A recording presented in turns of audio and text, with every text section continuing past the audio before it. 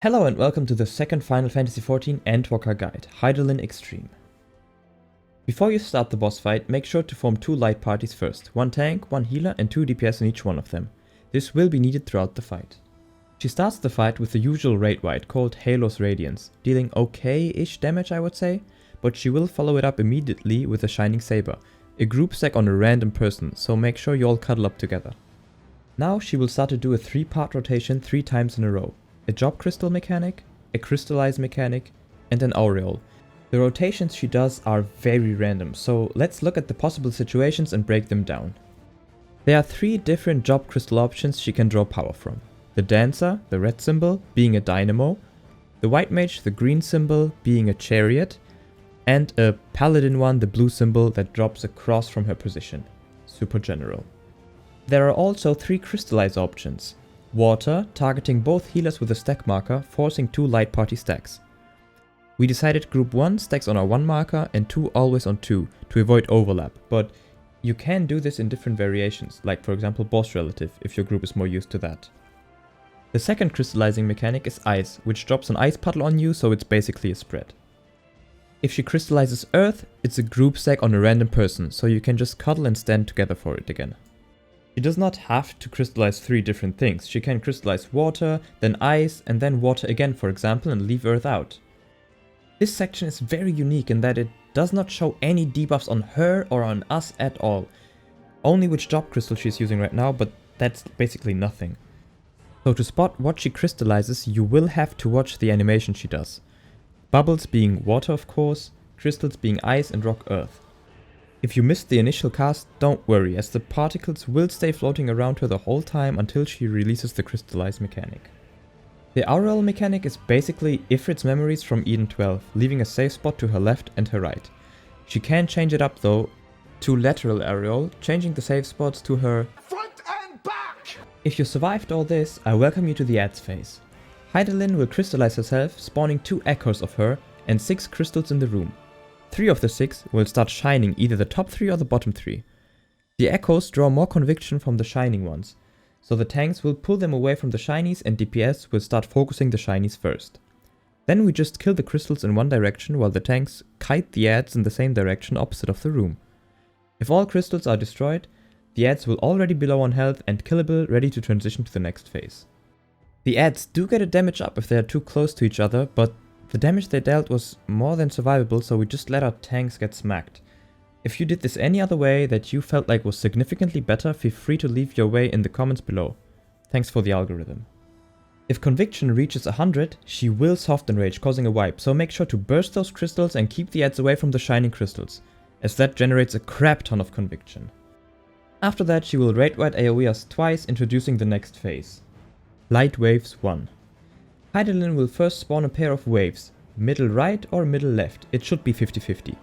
She spawns a set of crystals at the same time that are always at the same spots. If a light wave touches a crystal, that crystal will do directional AoE damage, which has to be avoided by standing behind another crystal. So the first safe spot is always the crystal on the side where no wave spawned. Oh, and I forgot to say the waves do horrifying damage, so do not stand in them. So first we stand like this to dodge the first damage, then immediately move up a bit to dodge the second one waiting back there. While the waves move on to touch the last crystal in the back of the room, Hydaelyn will start casting Infralateral Arc, that is shared cleave damage for the tanks, healers and DPS, so each group needs to get a separate crystal to hide behind.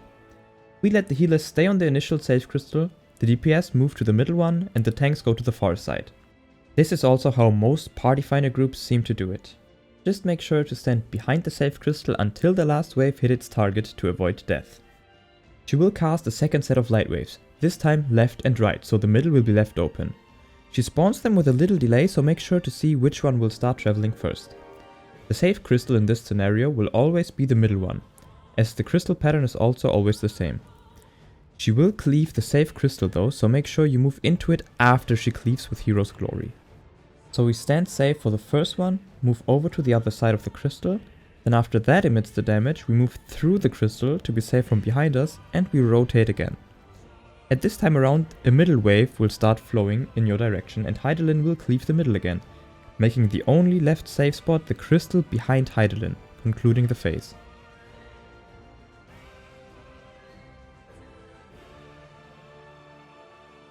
Before the next phase begins, she will of course AoE to soften us up and throw in a tank buster for good measure. Make sure to cuddle up as she will cast Shining Saber again, grab another Drop Crystal mechanic, a double tank buster, so nothing new at this point, until she introduces the next big mechanic. She will throw out 3 sets of Chakrams that wait at the edge of the room and then zoom through it backwards one after the other. To resolve this, we stand between the first 2 sets of Chakrams she throws, one light party closer and one far away from her, as we will have another light party soak on the healers during this. If you need the damage, you can swap the light parties to have melees in front and maybe the Requiescat card Pally in the back, but it shouldn't be that necessary. After the first set returns and the stack damage goes through, just run in the direction the first Chakrams came from and trust the process, it works. This mini phase will also result in an aureole, so be light on your feet. After that mini phase, she will soften us up again with AoE and always crystallize ice. She will combine that with a new cast, Parhelic Circle, spawning long and short lines at cardinals and intercardinals. In between the long green lines are 2 safe spots, and if your 2 green lines are cut by a short line, there's only 1 safe spot. Just be ready to spread afterwards as she crystallizes ice before. This isn't as tight and is pretty YOLOable, but you could set fixed spread positions for this. She will cast another aureole, followed by a Drop Crystal, more AoE damage, introducing the last new big set of mechanics, the second Lightwaves. She will spawn a set of 4 Lightwaves, 3 of them at intercardinal positions and 1 through the middle, leaving a big gap at a single intercardinal spot, where we can gather. Here we will get a multi-hit stack marker, so White Mages ring your bells, Sages pan your Hymas, and so on. This will happen twice, so you can decide who uses what when. We Giga Shielded the first, and I hodded the second one, for example. After the stack, immediately everyone will get a personal, so you need to spread out. The tanks get a 2-man stack for them. During that, she will cast a second set of Lightwaves, and they start traveling, but they will always leave a safe spot in the middle of the room, so make sure you end up there to deal with the next mechanics. She will then crystallize water bubbles, forcing us into light party soaks, but she will smack us with a Shining Saber beforehand, having the whole party grouped up. So it's a huge group soak into 2 light party soaks. This can be pretty tough to heal if you have no shields, so top the party with shields if you can, or be ready for big burst heal. If you have no issues with the multi-hit soak, you can discuss moving mitigations to here if your healers struggle, as the extra agiles or tacticians help out a lot. She then makes a Drop Crystal mechanic and starts to repeat the whole Lightwave phase. There is nothing new coming after this before she starts enraging. Thank you so much for watching, I hope I could be helpful. Your support has been amazing over the last couple of days, and I will continue doing guides for the Savages and Extremes about to drop over the next couple of weeks. Subscribe to the channel if you don't want to miss it, and share this guide with your fellow Warriors of Light if they are struggling with this boss. Stay healthy and have fun raiding.